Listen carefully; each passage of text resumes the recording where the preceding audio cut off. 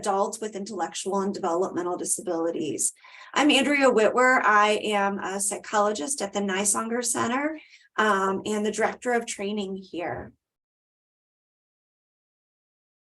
So our plan for today is, my goal is for all of you to be able to identify the potential presence of psychiatric symptoms in individuals with intellectual and developmental disabilities and understand the related risk factors for psychiatric symptoms and mental health conditions. So we're not teaching you to diagnose, but what it is really identifying some of those signs, some of those things, and then thinking about what are the different roles of the team members as we're thinking about how we meet the needs of folks. Then what we're going to do is talk about the steps that can be taken depending on your role to help support individuals with intellectual and developmental disabilities. So a little bit about the Nysonger Center, if you don't know us. Our goal and our mission is to empower and support all people with developmental disabilities, so across the lifespan, and their families through an interdisciplinary training, research, and service model. So it's really this goal to cultivate an inclusive environment for everyone, while also attaining and aspiring to our anti-discrimination statement. So I think that's important because if you noticed when we advertise this, we have lots of different credits. And that was purposeful because really what we want this training and this series of trainings to do is to engage an interdisciplinary group of professionals within the fields of mental health and DD on how we can work together to meet the needs. And this webinar is funded by a project from the Administration of Community Living, which is funding an interdisciplinary training initiative that we're going to be doing over the course of the next 3 years. So our first step is to do some of these webinars, and then we're going to move into some other aspects of interdisciplinary training. So just giving you a little bit of a background on our Building Bridges project. We spent last year really conducting a landscape analysis to understand what are the gaps in services for individuals 16 years through adulthood when it comes to state resources. What are those needs? What are those gaps? We're in the process of developing a strategic action plan where we can have a lot of systematic training opportunities throughout the state and for lots of different professionals. We're involving a lot of key stakeholders and professionals. At the end of the presentation, I'll put up our awesome list of folks from state agencies, county agencies. We have lived experience members that are helping us at every step of the way as well. This includes both family members and siblings of adults with intellectual disability, as well as adults with intellectual disability and autism themselves. And it's really been our goal to infuse that evidence-based, interdisciplinary, and lived experience perspective and everything that we do. That's what you'll see part of at the end of my talk. I'm going to show you our agenda, and it will include a lived experience voice. And that's going to happen throughout all of the webinars that we have. So after this one today, we have my colleagues, Erin Harris and Dr. Emily Carey, who are going to talk kind of about just a broad intro to those of you on intellectual and developmental disabilities and autism, but also what is that interaction with mental health? How are we looking at meeting the needs of these individuals? And then in May, we're going to have a presentation on sexuality, sexual health, and relationships, really from this lens of thinking about how can we work at a preventative strategy to prevent maybe experiences with trauma and other things, and affirming individuals' identities to hopefully support mental health and positive mental health. So we have Elizabeth Koss, who is an occupational therapist, has done a ton of awesome research in this area, and she'll also be co-presenting. I should have put in Jason's name on here. Well, Jason Harris is one of our lived experience members on our state team who will also be engaging in the conversation with her.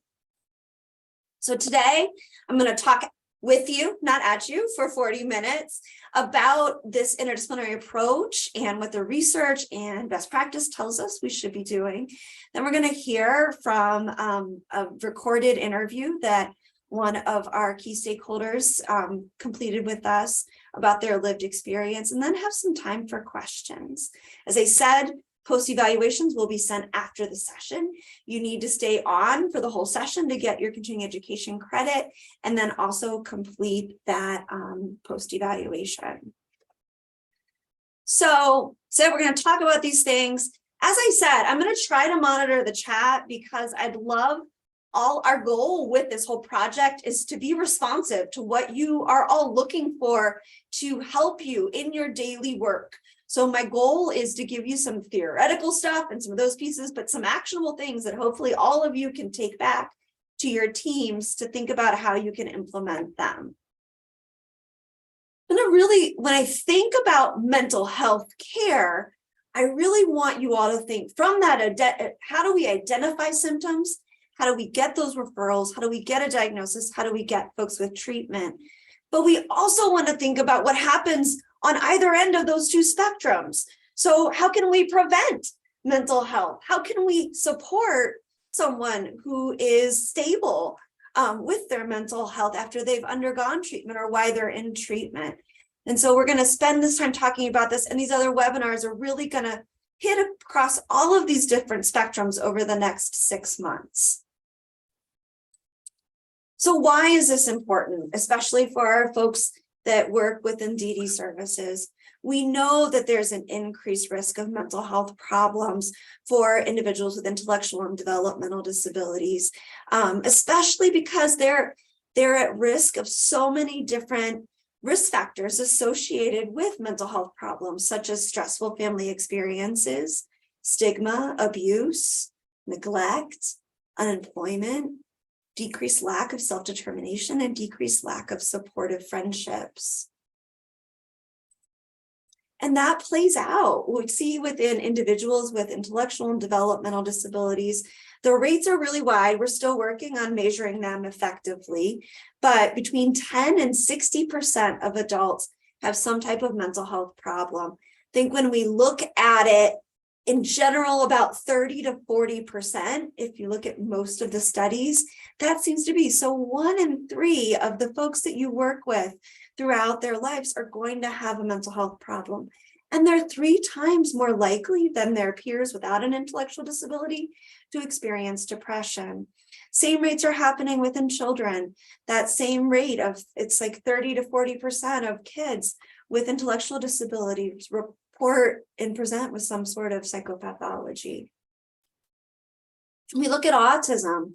We know that adults with autism have a 5.2 times greater odds of having at least one psychiatric diagnosis as compared to their non-developmental disability peers, and still have an increased almost twice as increased risk as their peers with developmental disabilities.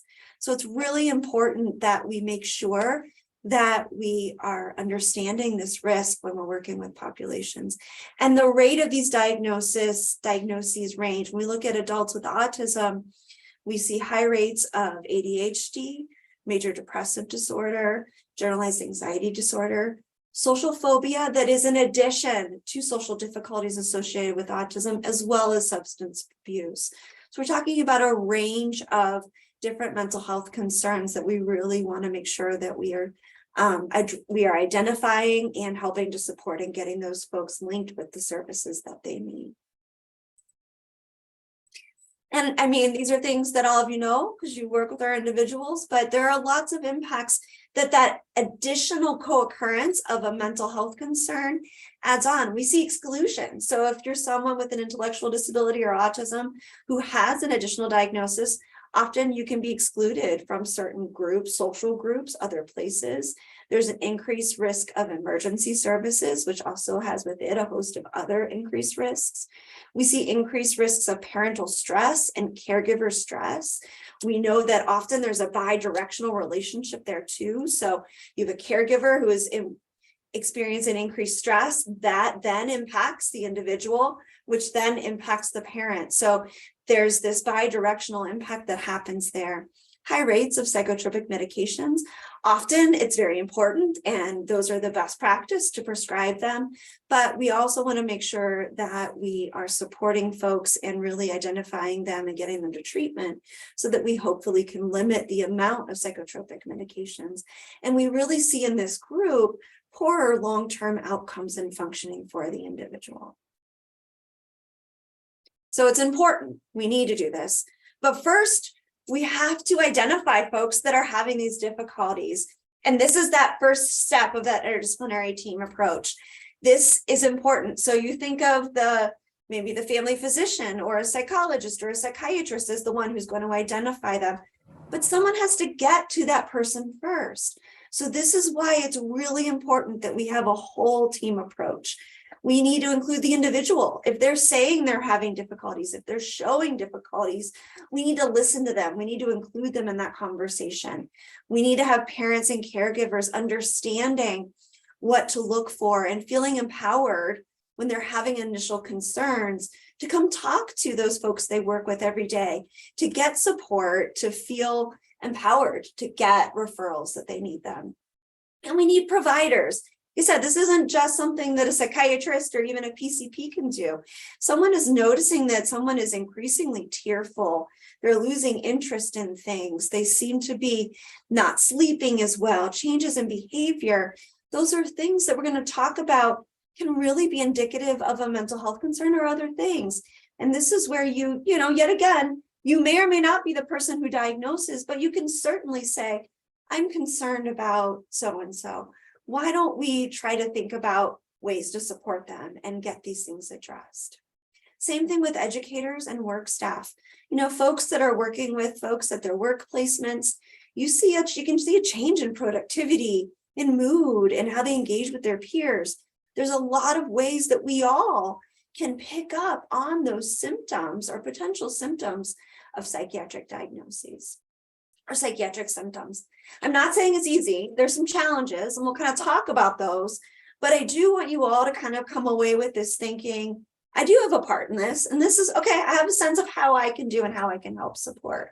I think often people think they see they have a part in it, but our goal is to make you feel empowered and to understand how you do that. There's challenges with symptom identification. Often really the recognizing is a significant barrier. Our folks with intellectual disability might know they feel different, but they're not really the ones that access services. They may not know how to. They may have folks that act as gatekeepers. So that's another important reason that we really need to be a little bit more vigilant than we might be with others. Caregivers and support people play a really significant role. This is where I think direct support staff, provider staff can really help because they're with folks every day. And I think it's important. What we often hear when we were interviewing our mental health professionals, they often will say, we don't see folks coming in to see us until there's a crisis.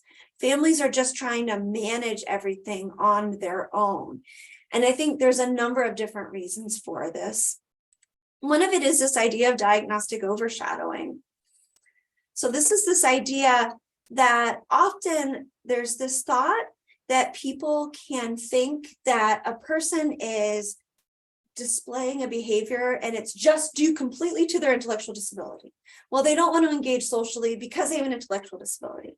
They don't want to, they're engaging in repetitive picking behavior that we hadn't seen before, but that's just part of their intellectual disability. We just need to deal with it.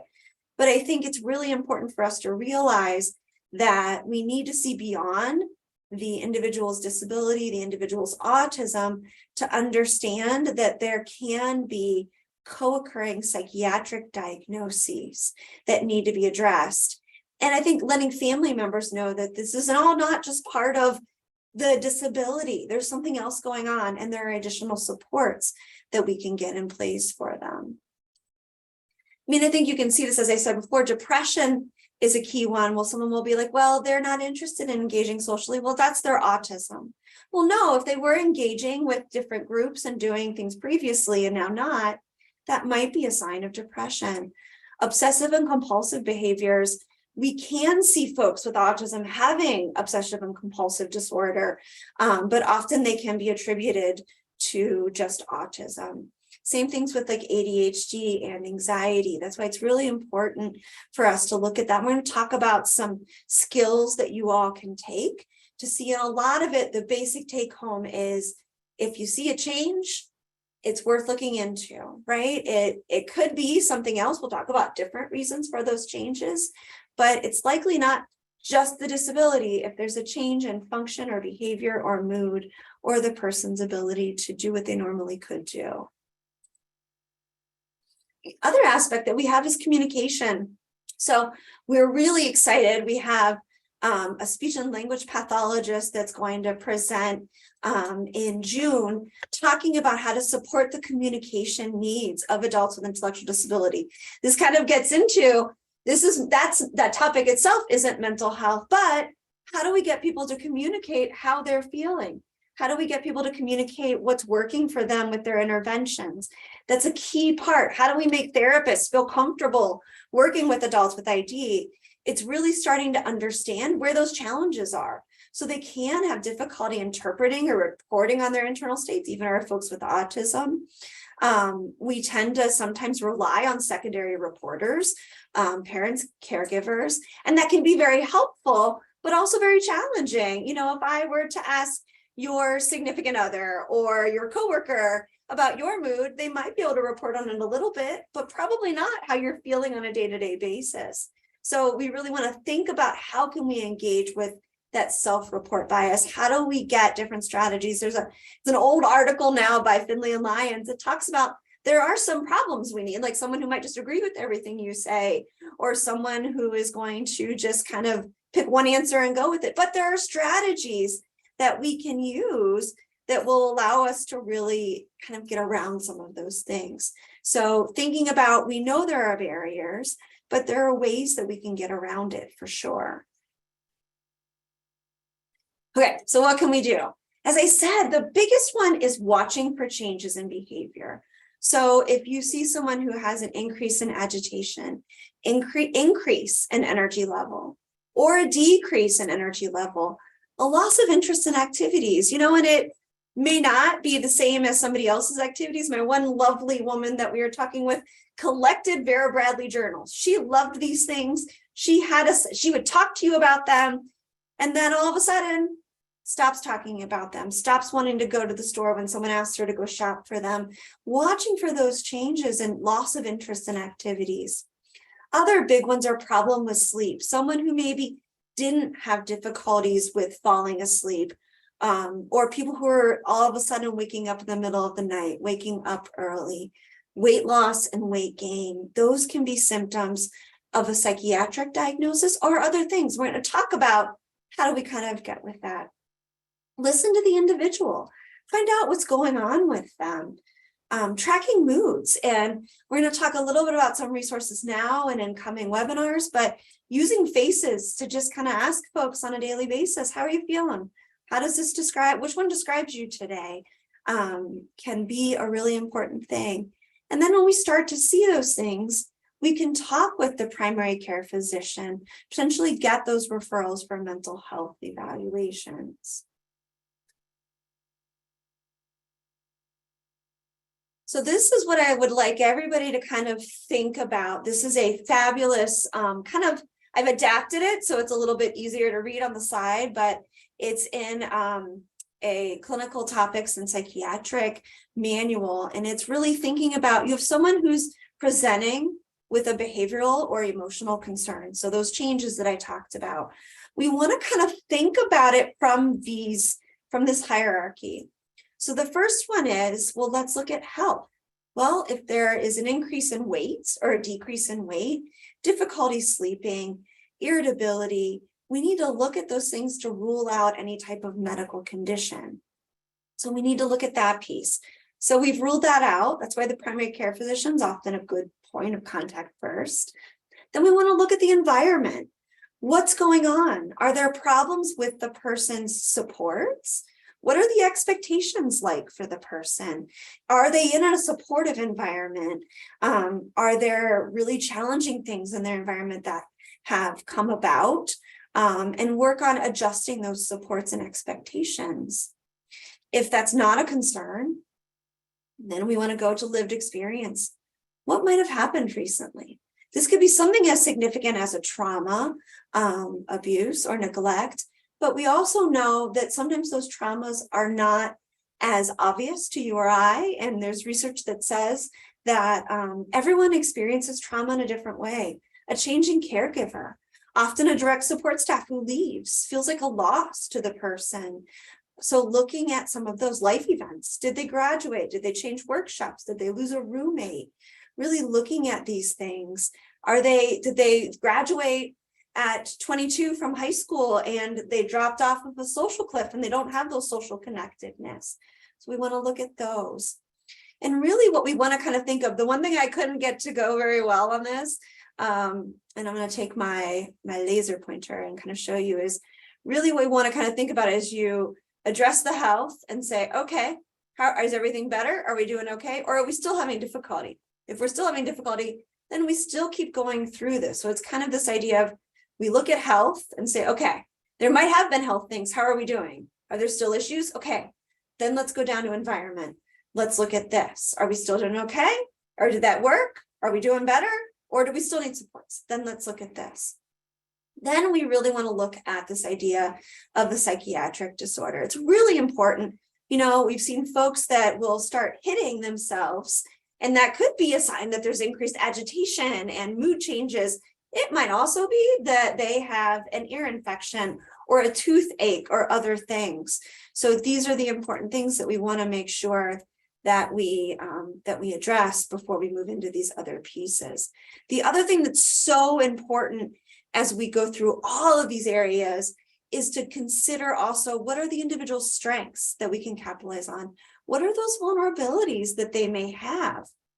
Precipitating events, what's happening? What happened before all of this happened? What's still going on? What are those maintaining circumstances? So we kind of think about it and break each of these down. When we think about medical and health, there are a number of things that we've seen. As I already talked about, ear infections is a here one. Hearing. So sometimes, especially as we get adults or even children, you know, if you're withdrawing socially, has there been a change in hearing? Is there something going on there? Looking at ear infections, GI distress. Let's think about all of us. If you're having GI problems, irritability is real. So something really important to look at. Said dental, you can have some really significant dental issues, and someone who maybe can't, you know, articulate in a way or isn't able to do that, they may not show that, but they could be irritable. They may not want to eat. They may not want to go anywhere. So these are things we need to look at. A urinary tract infection, or significant menstrual cramps or other things of that sort where there can be some help. Some of these also, when we think about tracking over time, can be helpful. Other things that we talk about within the general mental health field is thyroid dysfunction. A number of thyroid difficulties can look like depression, decreased in energy, sleep difficulties, weight gain. So that's important. Same thing, seizures can be marked with increased irritability. Also, things like a vitamin D deficiency has been linked with depression. So these are other things that we want to work with our medical professionals to make sure that we're ruling all of these out as we're looking at how do we look at this from a whole team perspective.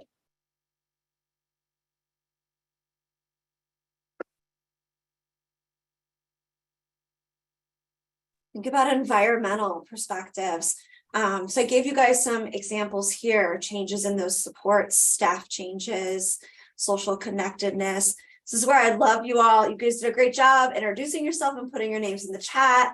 Environmental changes. What are some other environmental changes that you have seen impact our adults with intellectual disability or autism that have been a significant role in their mental health, or just making sure that you're supporting them in the right way? What do you guys think? Or other health things that you have. Also, a roommate. Good point. I talked about losing a roommate, but obtaining a roommate can be a big change. Good point, Dana. Thank you for sharing that.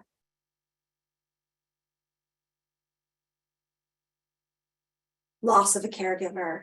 Yes, so true, Leanne.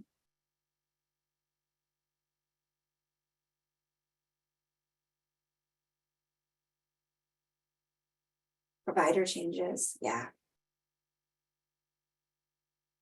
Yeah. So we think a lot about that change. And that's where sometimes change of plans, that's a really good one too, Holly.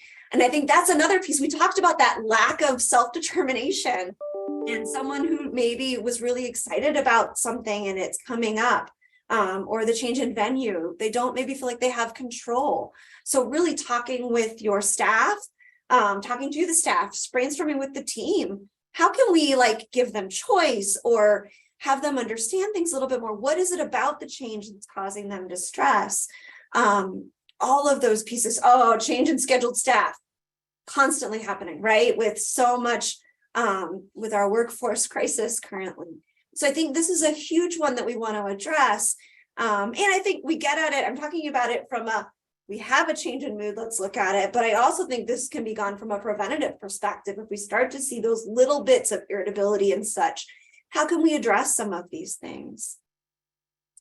That kind of environmental kind of bleeds into lived experience, just because I think when we can think about how does our environment support the individual within their different lived experiences. So you all have talked about a lot of those great experiences that happen. I think trauma is a really important thing. There are a ton of, I've got lots of links at the end of this presentation on resources, and the Department of Developmental Disabilities has done a ton of training on trauma. But just to kind of reintroduce you, and for those of you who don't know, we know that people with intellectual and developmental disabilities are at increased risk for adverse childhood experiences, as well as throughout their lifespan, other forms of abuse and neglect. And it's pretty significant. I mean, 4 times as likely to be a victim of a crime, 3.4 times to be neglected. And then this is why I ask you guys to do chat, so it's not just me talking at you the whole time. My tongue gets tied. Approximately half will experience 10 or more traumatic events in their life. That's a lot to deal with. So we've not only got those traumatic events that might be happening in the moment, but this lifespan of folks where they've had varying levels. And we think about those vulnerabilities that are going to increase the risk for traumatic events, and they go across all levels. So we think about systemic vulnerability. We've got high levels of stress within the family, mobility challenges, getting to the things that they need to get to. They're relying on others. Another important one, I think, is trained compliance for authority figures. In many situations, this can be helpful because they need to understand how to work with their bosses and their coworkers and their supervisors. It can also put them at risk for being abused. We think of those personal vulnerabilities, restricted ability to communicate, not always being able to predict whether something is a high-risk situation, and maybe not understanding if an abusive situation is actually abusive. We also think about societal vulnerabilities. So we know that there's a lower likelihood of education about sex and human sexuality. And that's hence our whole discussion on sex a little bit later. We need to educate individuals so that they understand what is appropriate relationships, what is not, how does that look, to understand how they're thinking, how they're feeling in their gender and sexuality. And then just those stigma and societal assumptions. I think, you know, society has come a long way. We have recognized a lot of the ableist things that have existed structurally and through all of these things, but they still exist. And our folks throughout the lifespan really are dealing with these. Okay, so we've gone through the whole flow chart, and I saw someone said they'd love to adapt the flow chart and they're wondering about the slides. Yes, our plan after this presentation is to send the slides out to all of you so that you can have it. We will also have the webinar videotape, so you're welcome to share that with anyone that you want as we go forward. Okay, so we get into, we have referred such that we want to get someone diagnosed for health problems. Oh, I love it, Jen. I'm going to pause before I move on. I like your comment. Imagine how the pandemic must have seemed for people we serve. Sensory issues with the masks, hand washing, isolation. We're all traumatized from it, but so difficult. Yeah. And we did a research study on it during the pandemic and saw huge rates of depression, much higher rates of unemployment, no surprise, in our folks with intellectual disability. So we definitely know that's there. And I think recognizing not only those experiences, but as you're saying, Jennifer, that trauma that happened with them and how that might be carrying forward going forward as well. Okay, so assessments. Who can assess for mental health problems? Lots of folks. So your individual may get linked with a psychologist, a psychiatrist, a social worker, a nurse practitioner, or even a family physician. I'd like to kind of spend the last 10 minutes of my talk talking about is what does that look like and what do we kind of do from there? So when we think about a psychiatric assessment, best practice says that we should do that assessment first by doing an interview with the individual, with their parent or guardian or support person if available, and care providers and supports. Now there's a caveat there that if the person is their own guardian, they need to provide explicitly and legally releases to let those folks provide information from them. Technically, and I guess you could say technically within our hospital, we'll say if someone comes in with an adult, two adults come in, it's kind of implied consent that they are allowing us to share information with that other person. In our clinic, we take the step of making sure everybody realizes it's their right to not have other folks involved. And I realize that can be problematic, but I think it gets back to that self-determination and some of those other pieces. But really working with the individual, if they are able to express themselves through some force of communication, to make sure that they feel comfortable having a parent or guardian and the support staff in there. But we want that interview to really understand the historic nature of the presenting concerns and then do some standardized assessments. And this is where we can do different rating scales and interviews with the individual, but also the parent or guardian. And that's where we kind of really educate the individual on why it's important to get that information from the other folks so that we can help them. So you might be saying, well, that's really could be very overwhelming to an individual. And I agree. I think what we try to do is provide supports. This is a link that to this and some other supports are at the end of our presentation. This is basically something that can be filled out ahead of time so that the person is not feeling on the spot when the caregiver is asking them. So this is something, there are different types of health passports out there. Our folks up at HCARD in Ontario have developed this one that really kind of is a nice one to talk about why am I here? What's going on? Really trying to kind of, and also some of these things we talked about that like if you've got someone who maybe isn't aware of, things they might miss, they're right here. But it gives the person a way to communicate with their care provider without feeling maybe on the spot communicating to someone who's new. What we do know and what research tells us is it is helpful to have those care and support people there to facilitate communication on the spot and all those things. But I think just being mindful of how the individual you're working with is going to respond to different things, having some of these extra tools will be really helpful. So the clinician will give a diagnosis, but that's not the end of the road, right? So knowing that a person has depression is not the piece. Then we really want to look at how can we meet those needs for that individual. When we look at treatment, the research is still emerging when it comes to specific diagnoses, but we often see a combination in the general population of medication and therapy is effective. But we would also want the clinician to address some of those environmental factors and other things that we talked about so that we're making sure that we're setting up that environment in a way that is helpful. If we think about traditional therapy that's done with just an individual who maybe has more control over their environment, often those are things that a therapist would talk to. What is it? How can you plan activities in your day to do behavior activation? Can you look at your routine and change it? Sometimes our folks can't do that.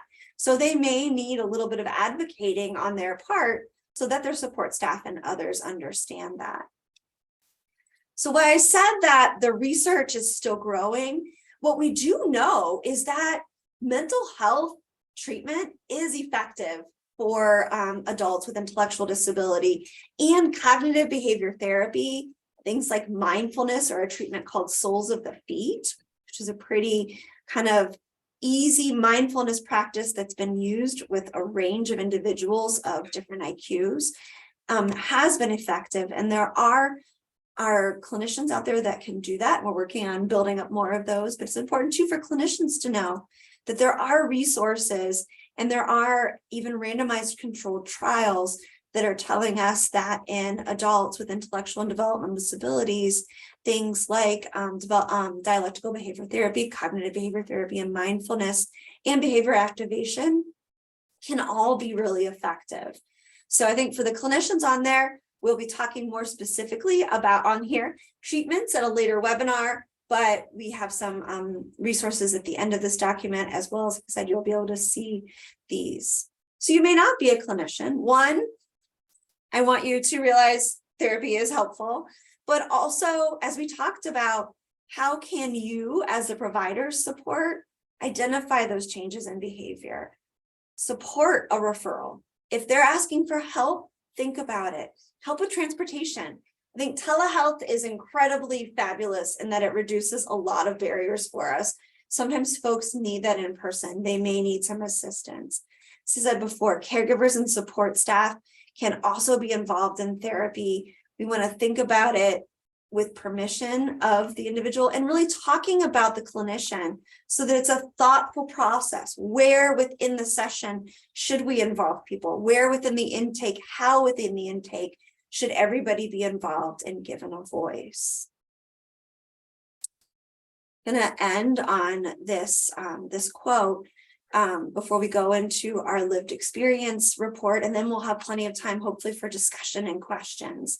So we know that research suggests that the use of mental health services by people with intellectual disability doesn't match the prevalence rate of the mental ill health in the population.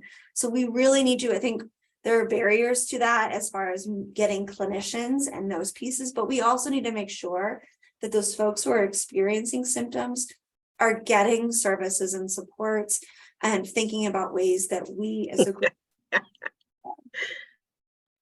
Oh, so it looks like someone might have come off of mute. If you could mute yourself, that would be great.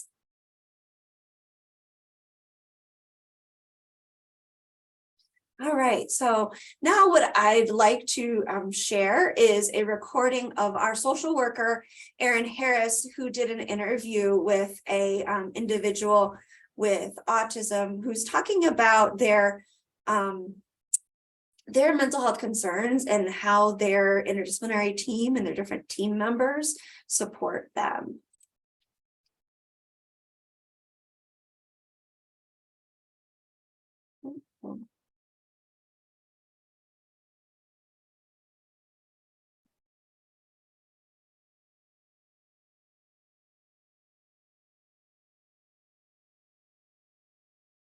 Sorry, everybody. I turned on the laser printer and then I can turn it off. Now I'm ready. So thank you for taking the time to share your experience related to your mental health.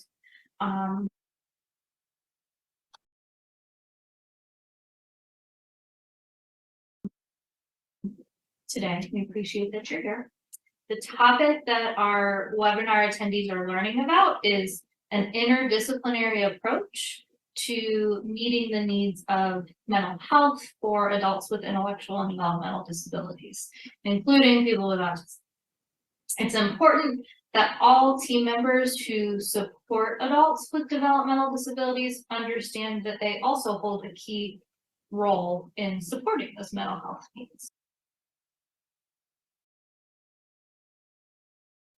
And I think we'll probably hear a little bit about what that's like for you. The team members include adults themselves, parents and guardians, other family members, natural supports, your doctors, psychologists, psychiatrists, therapists, service coordinators, even employers and job coaches and probably many, many more, right? A lot. Yes, so we'd like to hear a little bit about you, and how the people in your life have supported you, and give you a chance to kind of share how you think other people, can support adults with intellectual and developmental disabilities and co-occurring mental health conditions. So why don't we start, by telling, if you could tell a little bit about yourself, like what do you do during the day? Do you have a job? Do you go to school? On the weekends or on the week? Anytime. Well, on the weeks I normally go to school. Okay. And go for gym, and I'm temporarily in school. I graduate in March, I think it is. May? May. I keep on mixing those two up. I keep going back. I graduate in May, and but for now I'm at Western North, and and what I do there, I go to school, I get stuff, my math done, and my reading and my writing, and then I will go to gym, and then I will go to work. Okay, where do you work? Warm. Tell us a little bit about what Warm is. What do It's you a do? food pantry. Perfect. Okay. So first of all, before we go on, what is your name? You didn't share your name. Mac, Okay. And how old are you, Mac? 18. 18. Almost Okay. 19. Almost 19. Great. Okay. So do you feel comfortable sharing when you first started to notice that you had mental health concerns? Yeah. Tell us a little bit about that. Well, at the first point, I was like 5, and well, that's what you start realizing it. But the thing that happened that was most consistent is I was hallucinating. I didn't know what the world was. It was so severe that I couldn't really understand where I was. I would see hallucinations of people, hallucinations of weird stuff. It was all in my head. But once I got medicine, once I got medicine at around 5, so we realized that at 5, and that's when we normally went to doctor and tried to see stuff. So is the doctor the first person that helped you, or did you also see a therapist? I saw Or other people? we went. The first thing that happened was kind of odd. This is when they thought I had Asperger's, which is no longer a thing no more. So I was but later on, and I'll get to this in a minute, is that I turned out to have autism, because basically autism is bad now. Yep. But yes, what's the question again? I'm sorry. Who was the first one to support you? Dr. Flores. Okay, so it was your doctor, and did that go well? She was a good doctor. It's just some stuff I couldn't really comprehend at the time. Gotcha. So you And were understand. I was really okay. out of it. So how about now? Now as an adult, who is involved in your mental health needs? There's one I can't recall the name of, so I'm sorry about that. That's okay.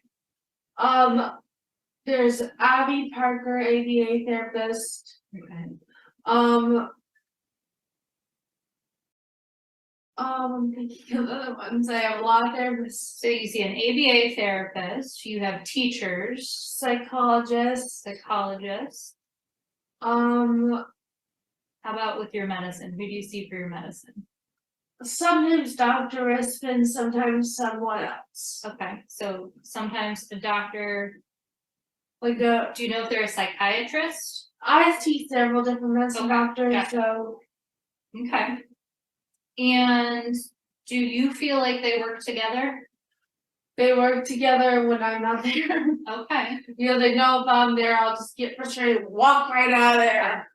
How do you, well, I guess so those are your doctors. Do you feel like the rest of your team works together? Oh yeah, they were great. Okay, how so?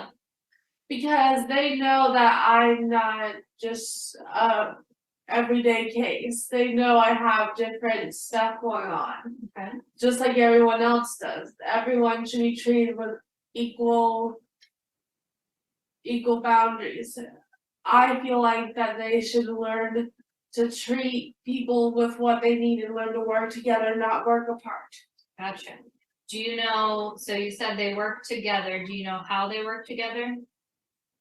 They keep up with each other, they listen to each other, they know what's up, and when I'm going down a hill, they instantly are on it. Good, okay. What do you think is important for people to know when supporting someone with an intellectual and developmental disability and mental health concerns? Patience. Patience, okay. Because if you think about it, you can't imagine having to sit through a very long movie. I know that sounds like a stupid example, but imagine like the longest movie of your life.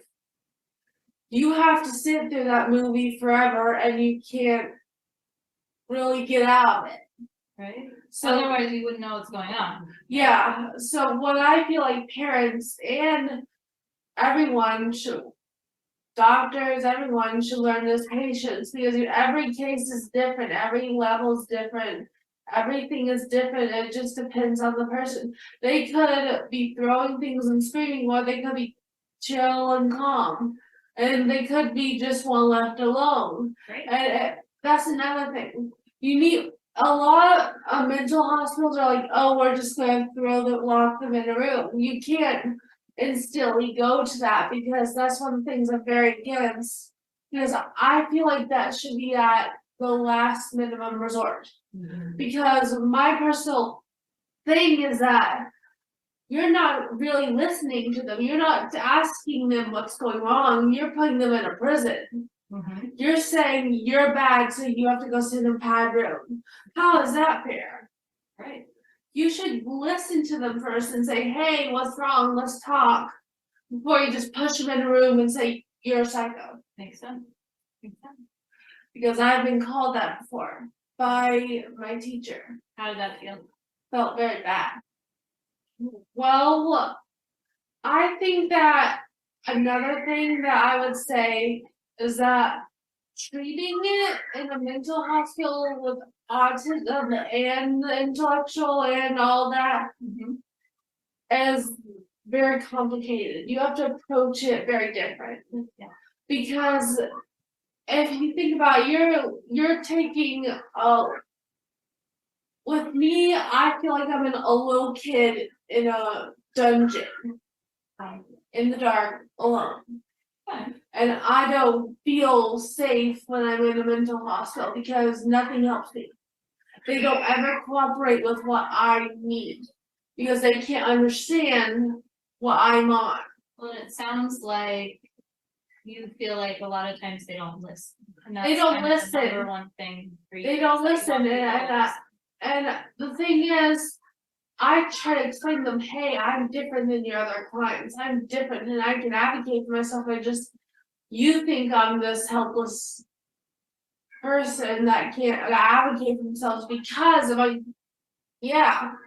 and yet you are helping all the other people and you're letting them pick on me. This isn't fair. Okay. I would recommend that you automatically try. I'm just saying you need to try to think about what's going on in their heads before assuming what they need. Like an autistic person in a mental hospital could be like, want to be left alone. Once again, you gotta give them that space. And another thing you have to do, when they say they want something, and they're in that state, depending on what is, you might want to give it to them. Yeah. Because if they want to color, let them color. If they want to listen to music, let them listen to music. Because that's what bothers us, because we don't, and the police cars are terrifying. the police cars. I honestly have designed a car that helps get people to the hospital without hurting them with train. I had the whole idea of training people that would have to learn and study and have to get their training done, and they would have these cars. They're kind of like blocked out, but they're not like police cars. They're cars designed for that. Okay. Very cool. Well, maybe one day we can make that happen. We can Yeah. Make them exist. Yeah. Designs. All right. Well, Matt, thank you very much. We appreciate you taking the time to share your. So. All right. So Mac, they very much wanted to join us. Unfortunately, they are in school. They wanted to kind of be up, but I think they were fabulous to be willing to share their experience and just hear from an individual's perspective how they're experiencing that mental health journey. I'd love to pause for a minute, first to see if anyone has any comments or reactions to Mac's experience and their suggestions.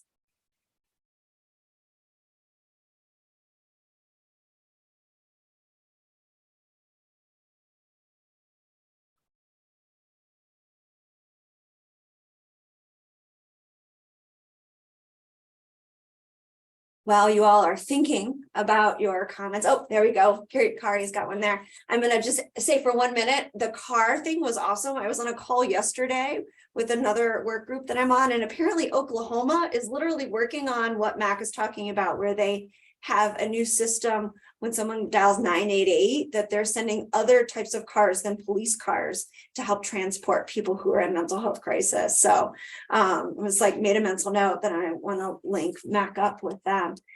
So I see Kari. I like how she mentioned just because she has DD doesn't mean she's not capable. So true, right? Let me tell you what I need. Yeah, I agree. I think I'm gonna monitor it. Apparently it's in Oklahoma right now. We're gonna keep an eye on that and see what they're doing. Listening, right? Let's listen to folks. Yeah.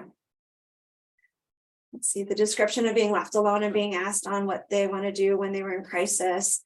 It's person-centered. Yeah, seeing them as a person, not as a crisis. That's a huge one. Yeah, able to kind of let them understand. And I think it comes down to some of that education, right? That a lot of our folks are great advocates and they know what will help calm themselves down. And I think that's that piece is how we, yeah. Yep. And our attentions may not always end up with the best plans of action. And I think, and we're stuck with what we have right now, right? And we're working on building those different pieces. But yeah, well, thank you so much. I know Mac's very excited to watch the recording later to kind of hear what you all thought. And so we'll be sure to share those comments with them as well. So we have about 6 minutes left. I'm gonna, at the risk of distracting everybody while doing the survey, I'm gonna click to the survey link so that you can get that, but also just open it up for other questions, comments, thoughts you have about this topic of interdisciplinary work and how can we meet those needs, or questions that you have for us. We'll say our evaluation is part about what you thought about this and also asking about recommendations. So for the next 6 months, our goal is to provide topics both from folks at NYSLONGR, but other subject matter experts in things like communication and treatment and sexuality and person-centered planning and some of those other pieces. So we'd love to hear any recommendations they have. Yeah, people who get depressed often seem to lose interest in personal hygiene, which can lead to physical concerns. So true, right? So, well, sometimes the health concerns are leading to the symptoms of depression. Often those symptoms of depression and others can lead to other significant physical concerns. And I think it's important too, when people then present with physical concerns, to kind of look at what might be the potential etiology or cause for those. Oh, and Audra, we will tell her that she has great insight and that we said thank you.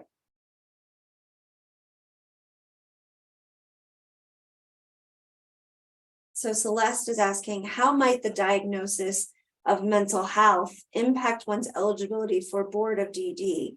Is there a concern that the mental health diagnosis shifts the preponderance of evidence away from what qualified them for DD in the first place? I think that is a great question. I know we've got a lot of folks that are probably more of an expert when it comes to the DD world on me, but my understanding is if you've got an individual who has an intellectual disability, as long as they're not, there's different rules when they become hospitalized, that it shouldn't make them lose their DD services just because they have a mental health diagnosis.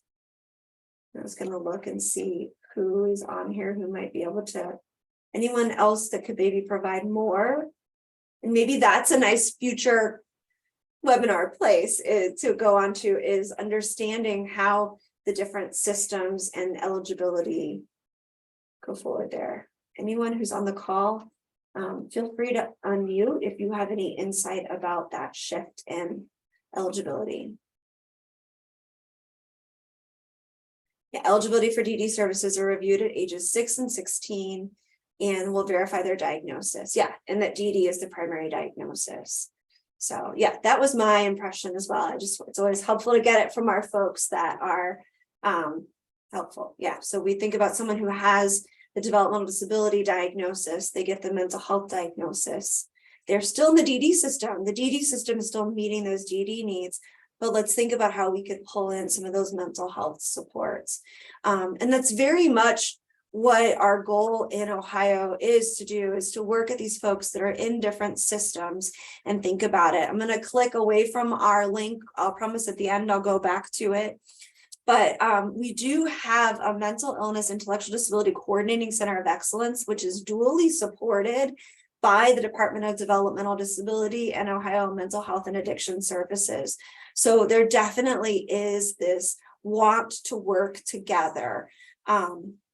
I have a bunch of other resources in this slideshow at the end. One of the other places I want to recommend folks who are maybe more on the mental health side that aren't as familiar with the DD side, the Department of Developmental Disabilities has a lot of trainings related to unique issues within intellectual and developmental disabilities and autism, as well as some related to mental health services. Oh, I see Leanne shared a link too. Fabulous. Thank you, Leanne, for sharing the link on assessments. Here are some different, there's a healthcare passport that I talked about. There's also a medical summary one. Got Transition is a great healthcare resource that has that. We also have some for emergency planning on here. General autism resources are available through Ocali. They have a fabulous autism internet modules and other resources available. And finally, in our last minute, I want to acknowledge all of our fabulous state team members that have really helped us to build this project. You'll see folks from DD and mental health. We have folks from the Somali community. We have provider agencies and others. We also have a number of fabulous lived experience state team members, both self-advocates and family members. And then what I've done at the end of the presentation is have a ton of references for you all. So you're welcome to look up anything that you want. Like I said, we'll be sending out the slides to everyone after we're done. And finally, we just want to acknowledge our funding source, which is the Administration of Community Living, who is funding national training initiatives related to mental health and intellectual and developmental disabilities.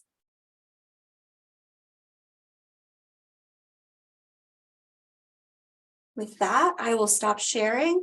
We are at 1 o'clock. So we will, at this point, we'll stop our recording.